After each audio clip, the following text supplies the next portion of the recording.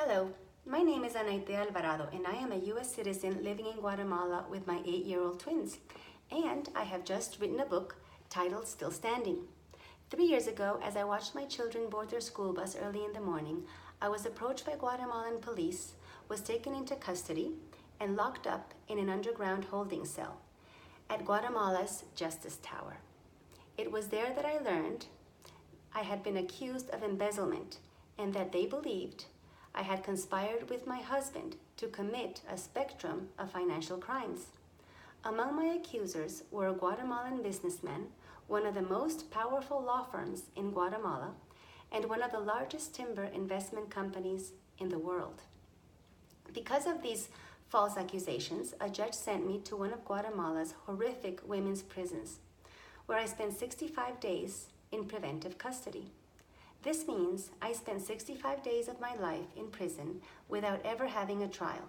65 days away from my young children, sharing a tiny bed with a stranger, locked up among dangerous women, many who had committed terrible crimes. During this time, the U.S. Embassy had a meeting with my defense attorney, but not once did they come to prison to make sure I was faring well. In addition, my husband had vanished, and I was a single mother raising 5-year-old twins on my own. In spite of it all, this chapter of my life has been one of the most enriching to date. In prison, I met many women who shared their stories with me. With time, I came to see that the human spirit was alive in them, despite their crimes and despite the horrors of prison life.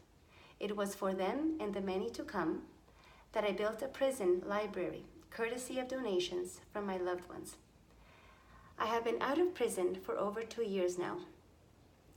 But my legal battle ended recently when a superior court declared that there was not sufficient evidence against me to even merit a trial.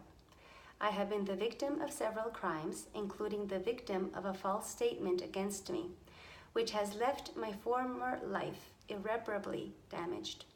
But the worst atrocity committed by my accusers was separating me from my children while knowing I was an innocent woman. During this time of trouble, I asked God to help me tell my story, and He has heard my prayers. While incarcerated, I wrote every day, and those writings turned into a book. My book, Still Standing, in which I recount in detail my personal journey through Guatemala's corrupt justice system, my days in prison, my battle to regain freedom, and the stories of so many women I met along the way, will be available nationally wherever books are sold this August 21st, and it is available for pre-order today.